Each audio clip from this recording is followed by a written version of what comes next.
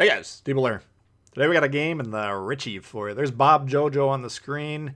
Uh, Working on that AL Dunkirk commander for my French battleships. Almost got that one up to the level where we're probably going to switch out Jojo at that point in time. But traditionally, have a lot of points into Jojad, and he works quite well, at least in my experience. So that's why I was traditionally using. You can always use Gwei Prot if you want. He's more capable of maximizing some of the ship's strengths, such as their speed.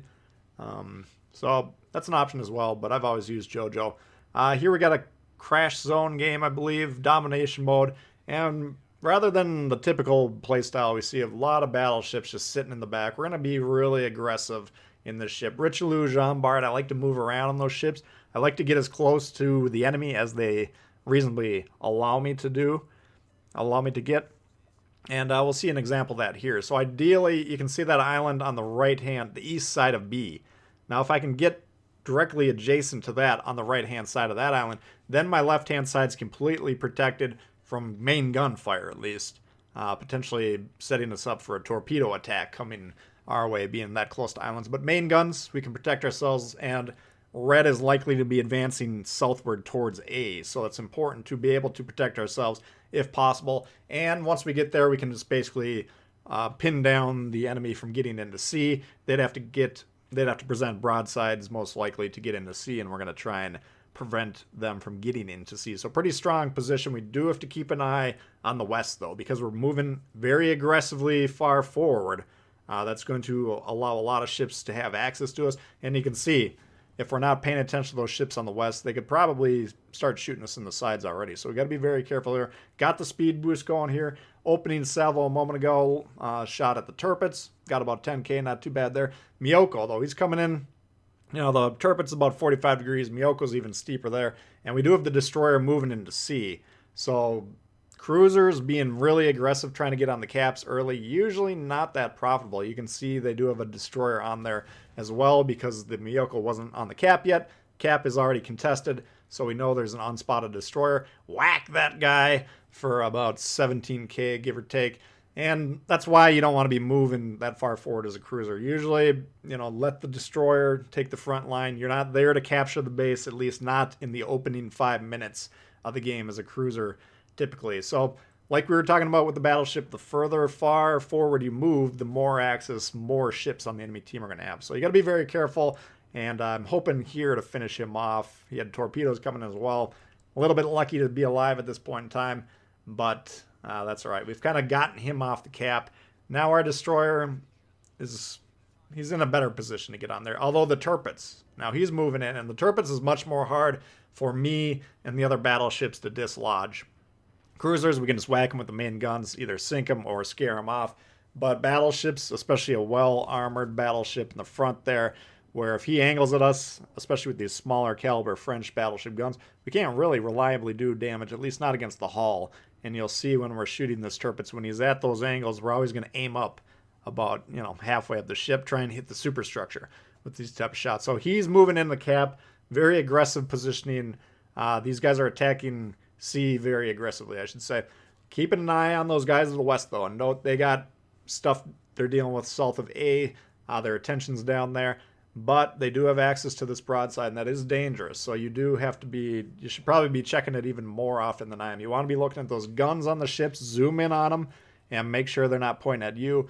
But why I'm not getting up to that island is the Turpets we'd probably be within his torpedo range, or pretty close, and there's the destroyer over there, so I'm a little bit wary. As I mentioned earlier, we want to get as close as the enemy is going to let us get, but this is kind of what's preventing us, torpedo threats mainly, because these guys, if they're shooting our well-angled front of the ship, not going to be scoring a lot of damage, but the torps can take us out of the game very quickly. So that's kind of the check on our forward progress.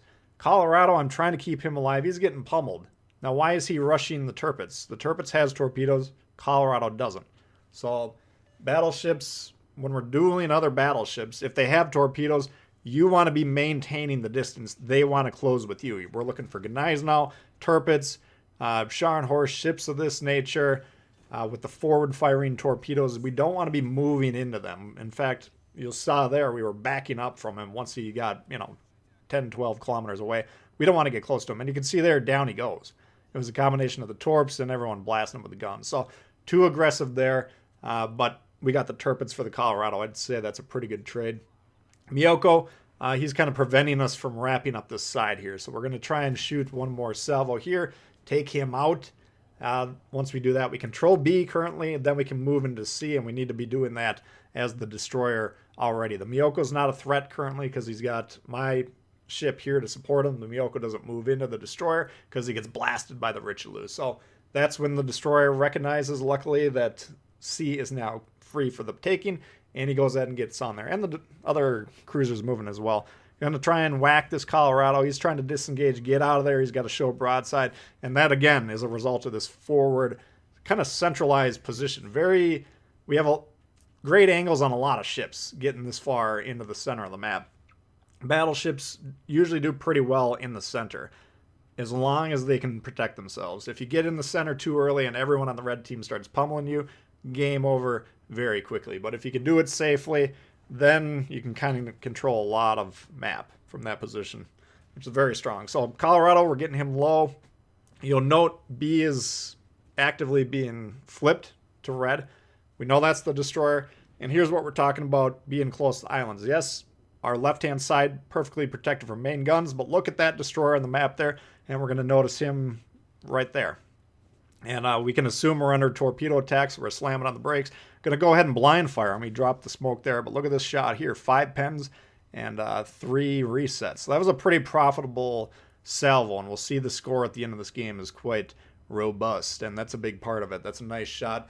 Keep in mind, destroyers, or XP in general, is representative of the percentage of that ship's health that you took. So if we whack that Fletcher for over half of his health, that's like whacking Colorado for, let's say he's got 60,000 health and we hit him for 30,000. Same exact deal in terms of score. So very profitable. Plus we got the resets that kept B out of their hands briefly, although he did get it there.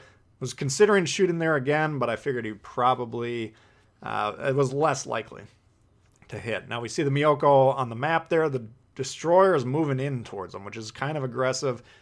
Destroyers rushing cruisers, just kind of like cruisers rushing battleships, not that good of an idea. The Miyoko is low, and he's scoring some decent shots, but that Miyoko can kill that destroyer before he goes down, and especially if he starts angling, as you can see on the map that he is. So we're going to help him out, chime in with that shot there, and hope it takes him out, because if not, that destroyer's in danger, and down he goes there. We get the high cal. Fletcher coming around. We're definitely aware of him. We are assuming that he's coming to kill us. And looks like some people on our team are shooting him. We're pinging him. And down he goes there. So great job by the Lightning keeping us alive. But again, you know, being that close to the islands, you're setting yourself up for destroyer ambushes, close range suicide torp type runs, which aren't really that suicidal when they have that protection moving in that close. So you got to be very careful. You got to be cognizant of where the destroyers likely are, and you got to be responsive. And he was definitely coming around the bend to kill us, but we were trying to get the guns ready to go. We were trying to be mobile so we could potentially angle and protect ourselves. Achikov is radaring us. Now that allows the Amagi to see us through the smoke there potentially, but it looks like his guns are pointing southward currently. Now we take a shot at him just because he's the only thing we got available to shoot. He's well angled though. Low damage hit there, but might as well take the shot. And we're moving into B. We need to get B back under control. You can see there, they're in the process of flipping A. And again, domination mode. If you're not controlling 2 caps for the majority of the match, you're probably going to lose the match most often. So Amagi, well angled there. I'm keeping an eye on him, seeing if he's going broadside. But then look at this Achikov, who's been behind the island for large sections of the game. You know, the last 2, 3, 4 minutes, we've been kind of waiting for him to come around here. Our destroyer's doing a great job of getting the heck away from him, which is what destroyers need to be doing, especially against that type of a cruiser. But look at this. Oh boy, we don't quite get him there, but we whack him pretty hard. 5 overpens and 1 citadel hit with a bounce mixed in there. And great job by the Bismarck taking him down. 5 ships to 2. At this point in time, I'm thinking, this is pretty easy. This thing's pretty much wrapped up. In fact, I'm more or less in ram mode here. But that's actually bad play. That's just kind of cocky or not really continuing to play optimally, because basically he's situated where he's got multiple ships. He's got two battleships that can shoot him. They're spaced, so he's gonna have a really hard time angling against both of them. He's also got destroyers. We got two caps. There's no real reason for me to want to trade the ship. And when we're evaluating ram trades, the starting point is relative health. How much health does each battleship have?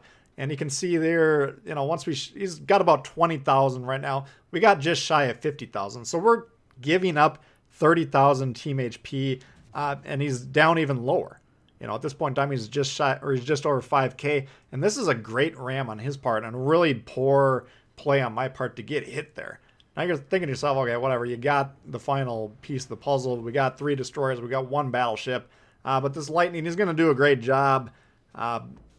He's taking these low HP destroyers out one by one. He ends up killing all of them, and it ends up the battleship makes a great play to sail off. It's about 5 minutes of watching this. I'm not going to evaluate the whole thing, but this cockiness, this is how you lose games. And this is a game where I was really surprised that he managed to come back to the extent that he did. But nevertheless, the starting point was me giving up the ship. If I'm still alive and this guy's lit this whole time, he's already dead, right? So the game should be over. I got rammed.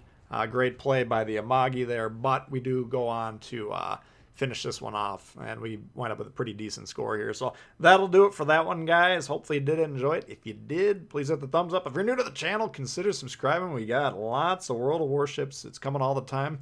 Questions, comments, leave them below. I do love to hear from you guys. And we'll see y'all later. Peace.